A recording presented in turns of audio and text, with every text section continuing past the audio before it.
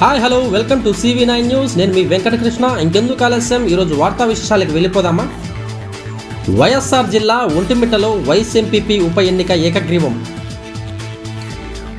ఏకగ్రీవంగా టీడీపీ బలపరిచిన నల్గొండ లక్ష్మీదేవి ఎన్నికయ్యారు.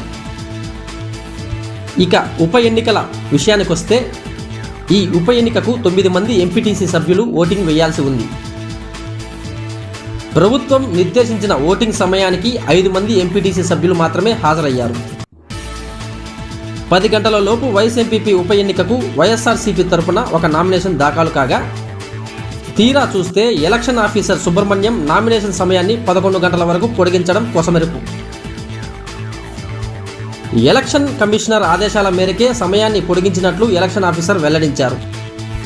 నామినేషన్ సమయాన్ని పొడిగించడంతో ఎంపీడీఓ కార్యాలయం బయట టీడీపీ వైసీపీ శ్రేణుల మధ్య ఉద్రిక్తత వాతావరణం నెలకొంది.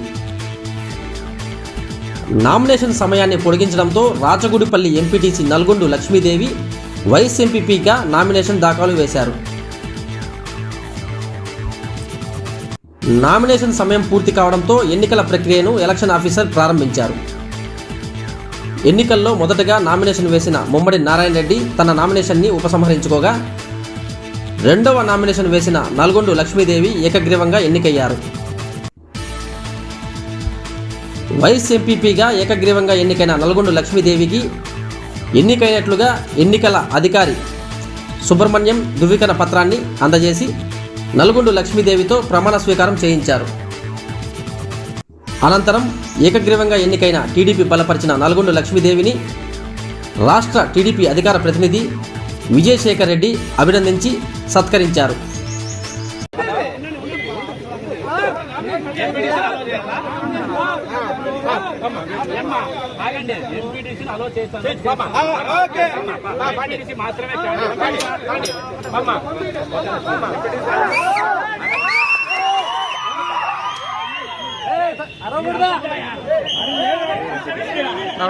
రాజగుడి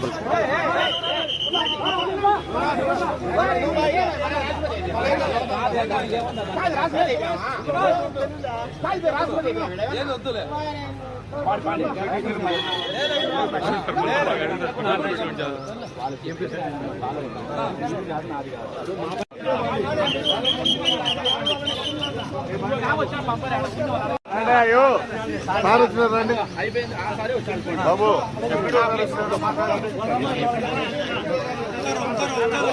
ఒకరండి మాట్లాడడానికి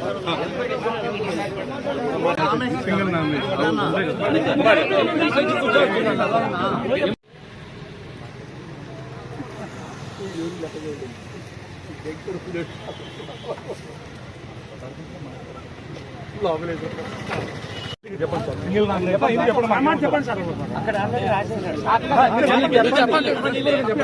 సింగిల్ నామినేషన్ చెప్పండి. మళ్ళీ మేము చెప్పండి. మీరు 55కు సింగిల్ నామినేషన్ అయింది కదా. సింగిల్ నామినేషన్ అదే చెప్పండి. సింగిల్ నామినేషన్ అయింది. సింగిల్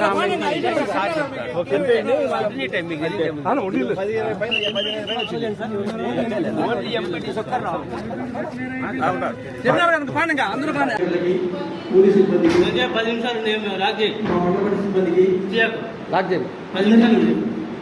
పేరు పేరు నమస్కారం. ఈరోజు 10 నిమిషాలు మండల ప్రజా పరిషత్ ఉపాధ్యక్షులు 1 ఎన్నిక జరుగుతుంది. ఈ ఎన్నిక ఉదయం 10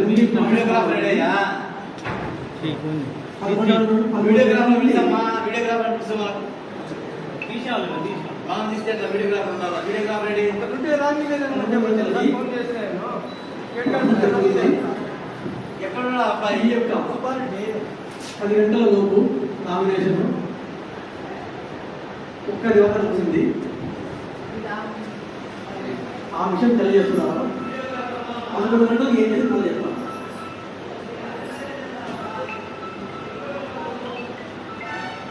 అందరికీ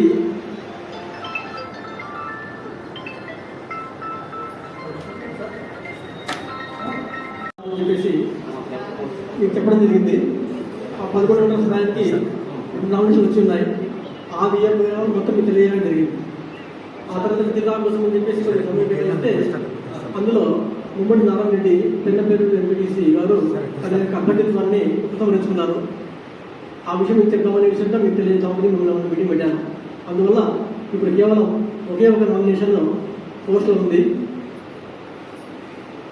వాడి ఎన్నిక అంటే మామూలు ఎన్నికైతే అంతర్జాతీయ కార్యక్రమం ఉన్నది, ఆ పరిస్థితి రాలేదు. రెండోసారి ఇచ్చినటువంటి నల్లగొండ లక్ష్మీ రాజరూపల్లి ఎంపీడీసీ గారు ఎన్నికైనట్టుగా ప్రకటిస్తున్నారు. ఎందుకంటే లేరు కాబట్టి, పూర్తి లేదు కాబట్టి మళ్ళా పని చేశారు. ఏం జరుగుతుందేమో మేడం నమస్తే చేశారు మేడం డిగ్రీ ఫోన్ చేసి టీ లక్ష్మీప్రసన్న గారు ప్రపోజ్ చేశారు. టీ లక్ష్మీప్రసన్న గారు ఓకే మళ్ళా శిశుప్రాయ గారు బలపరిచారు. ఓకేమా ఈ నామినేషన్ యాక్సెప్ట్ చేస్తున్నాం.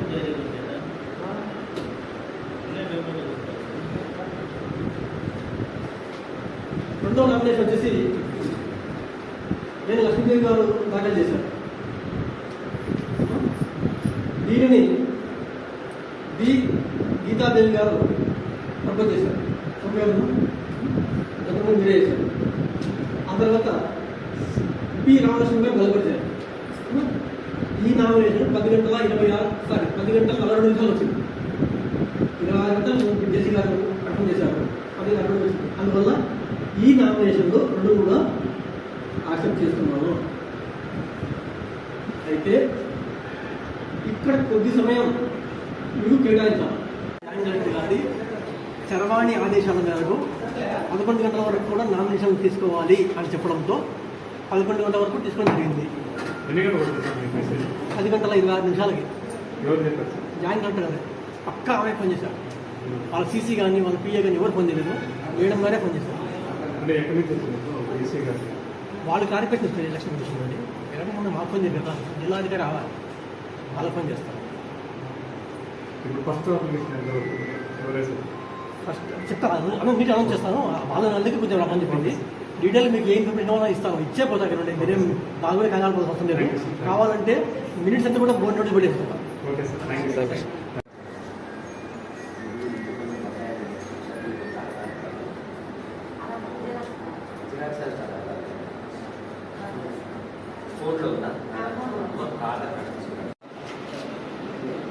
నమస్తే. ఇంతే కొన్ని నిమిషాల్లో వీళ్ళకు ఎన్నికలకు తర్వాత పూర్తయినది.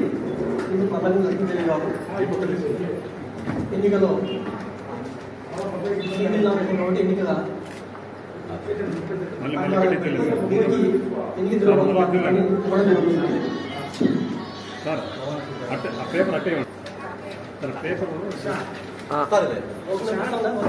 అదే పేపర్ రిఫ్లెక్షన్ మళ్ళీ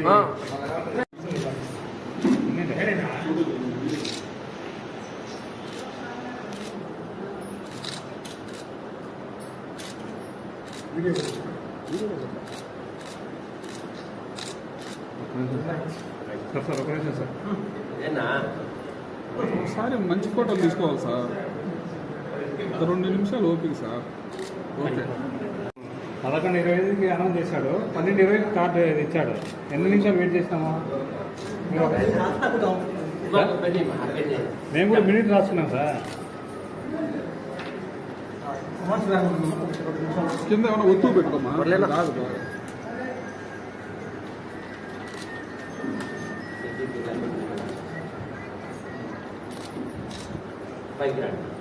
శ్రద్ధానిష్టలు కలిగి ఉంటానని నేను చేపట్టబోయే కర్తవ్యాలను శ్రద్ధతో నెరవేర్చగలనని భగవంతుని పేరిట సత్యనిష్టతో ప్రతిజ్ఞ చేస్తున్నాను.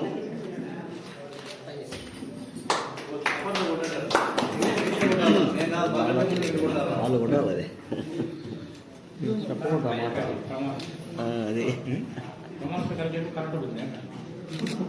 అదే